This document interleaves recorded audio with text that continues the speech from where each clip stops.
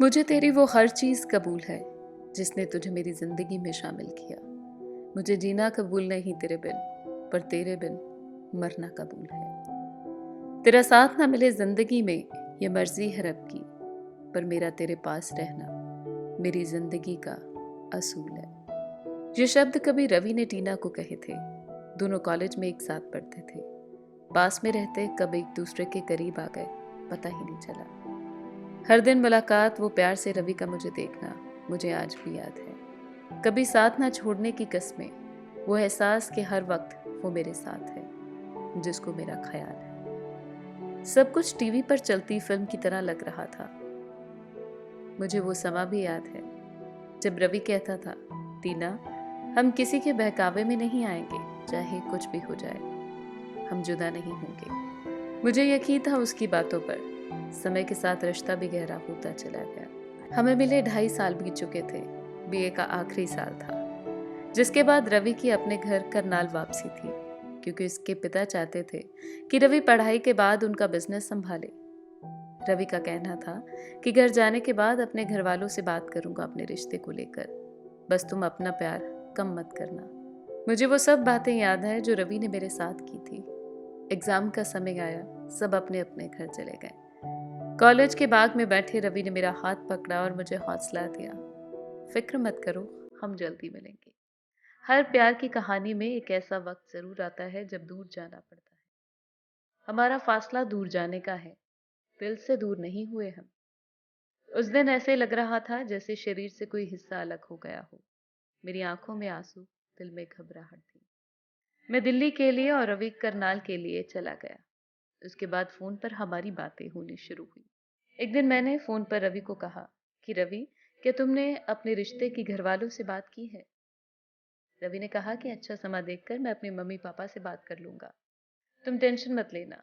रवि से बात करते टीना की माँ उसको देख लेती है।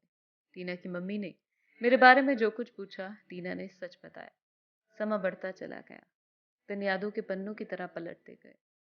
एक दिन मेरे फोन की घंटी बजती है और पता चलता है कि टीना की मम्मी घर के बाहर खड़ी है। मैं दरवाजा खोलता हूँ।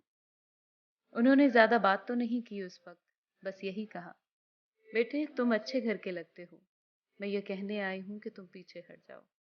मैं नहीं चाहती कि टीना का हाल भी वैसा हो जैसा उसकी बुआ के साथ उसके घर वालों ने किया था।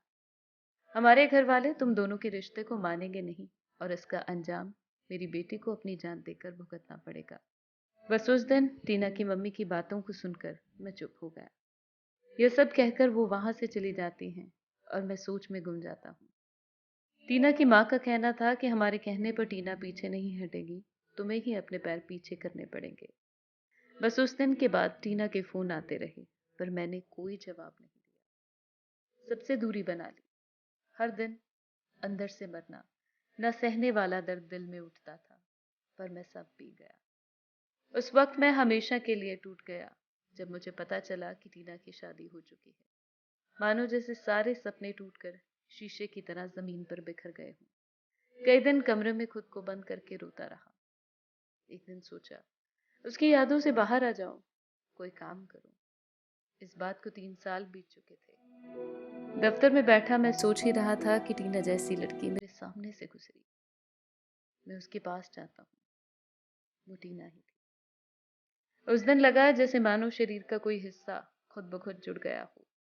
टीना ने पूछा, रवि तुम आए क्यों नहीं? पर मेरे पास लफ्ज नहीं थे उसको कुछ कहने के लिए। टीना ने कहा, रवि तुमने अच्छा नहीं किया मेरे साथ। तुम्हारे मेरे साथ किए हुए वादे सब झूठे निकले। मेरी माँ ने तुम्हारे बारे में ठीक ही कहा था, तुम जैसे लड़के अच्छे नहीं होते। पता नहीं किन किन लड़कियों को वादे किए होंगे तुमने। बस ये कहकर टीना गुस्से से वहां से निकल जाती है। टीना की ये बातें सुनकर मैं असल में उस दिन टूट गया था। समझ नहीं आ रही थी कि उसको कैसे कहूं कि हमें भगवान ने नहीं, तुम्हारे अपनों ने जुदा किया है। उसने मुझे उस काम के लिए गलत बोला जो मैंने किया ही नहीं। मुझे आज भी उसका इंतजार है। नीलू कहती है कि दिल चाहता है तुझको इतना कि शायद रब को भी न चाहा हो जितना। तेरे अपनों ने दूर किया मुझे तुझसे, और तुम कह रही हो कि मैंने अच्छा नहीं किया। तुम्हें क्या पता कि क्या सहा मैंने खुद पर, तुझे असली हकीकत का तो पता ही नहीं। और मैं अब भी गलत हूँ तेरे लिए, जो गलती कभी मैंने की ही नहीं।